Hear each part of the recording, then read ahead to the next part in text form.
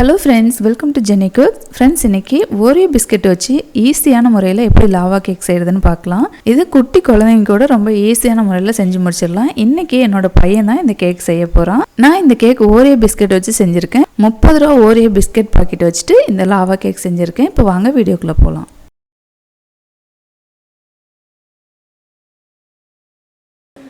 இன்னைக்கு என்னப்பா செய்ய போகிறேன்?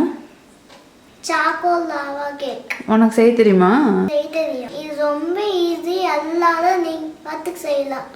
நான் கத்திரிக்கோல் வச்சிருக்கேன், ஓரியோ பிஸ்கட் வச்சிருக்கேன், அப்புறம் மிக்ஸி ஜார் வச்சிருக்கேன். இப்போ வந்து இதை பிரிக்க போறேன். பிஸ்கட் பாக்கெட்டை பிரிச்சுட்டு கை வெட்டிக்காத பார்த்து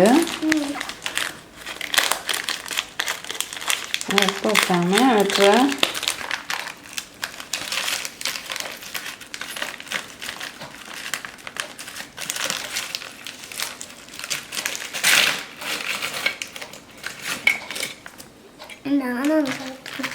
நீயும் சாப்பிட்றியா? சாப்பிடு.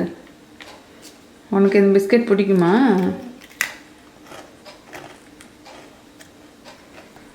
இது சாப்பிட்டுட்டு அப்புறம் தான் செய்வியா?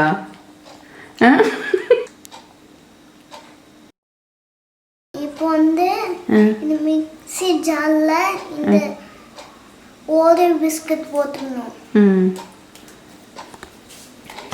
இந்த 30 ரூபா பாக்கெட்டில் 2 பிஸ்கட் தம்பி சாப்பிட்றதுக்கு எடுத்துக்கிட்டா, மீதியெல்லாம் மிக்ஸி ஜாரில் உடச்சி போட்டுக்கோங்க. இது வந்து இன்னொன்று எனக்கு எடுத்து வச்சுக்கிட்டேன் கொஞ்சம் சாப்பிட்றதுக்கு. இது கூட 1/4 ஸ்பூன் பேக்கிங் பவுடர் போடணும். இல்லை பேக்கிங் பவுடர் இல்லைன்னா கொஞ்சமாக சமையல் சோடா கூட சேர்த்துக்கோங்கன்னு சொல்லிடு. பேக்கிங் பவுடர் இல்லைன்னா சமையல் பவுடர் கூட சேர்த்துக்கோங்க. சமையல் சோடா சேர்த்துக்கோங்க. சமையல் சோடா சேர்த்துக்கோங்க. சமையல் சோடா வந்து 2 பிஞ்ச் அளவு சேர்க்கணும்னு சொல்லிடு.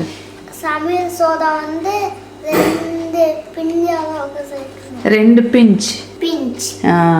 2 பிஞ்ச் அளவு சமையல் சோடா சேர்த்துக்கோங்கண்ணா. 2 பிஞ்ச் அளவுக்கு சமையல் சோடா சேர்த்துக்கோங்க. Baking powder 1/4 teaspoon. இப்போ எல்லாம் இது சேர்த்து அரைச்சிக்கலாம்.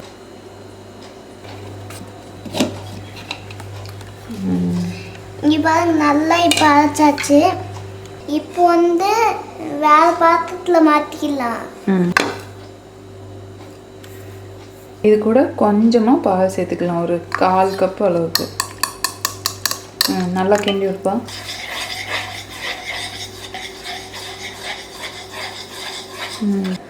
அம்மி, இது ஒரு நக்கி பார்த்தா. இங்கே கொஞ்சோண்டு வேணா எடுத்து வாயில் வச்சு பாரு. எப்படி இருக்கு?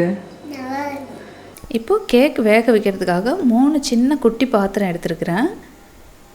அதில் ஒவ்வொரு ட்ராப் ஆயில் விட்டுட்டு நல்லா தேய்ச்சி விட்டுருங்க சுற்றிலும். இந்த கேக்கு ரொம்ப ரொம்ப சாஃப்டாக இருக்கும். கண்டிப்பாக எல்லாருமே ட்ரை பண்ணி பாருங்கள். குழந்தைங்களுக்கு அவங்களவே செய்ய சொல்லுங்கள். எடுத்து வச்சுருக்கிற பாத்திரத்தில் ஒவ்வொரு பாத்திரத்துலேயும் 3 டீஸ்பூன் அளவுக்கு ஊற்றிக்கலாம். இந்த கேக்கு நடுவில் டார்க் சாக்லேட்டு வைக்க போகிறோம். இப்போ உங்ககிட்ட இது இருந்தால் வச்சுக்கோங்க, இல்லைன்னா இந்த ஐரம் இருக்கும் வச்சுக்கலாம். வேறு எந்த சாக்லேட் வேணாலும் வச்சுக்கோங்க. ஆரஞ்சு மிட்டாயெல்லாம் வச்சுக்காதீங்க. இப்போ டார்க் சாக்லேட் வந்து நல்லா பெரிய பீஸாக எடுத்துகிட்டு நல்லா சென்டரில் வச்சு விட்டுருங்க.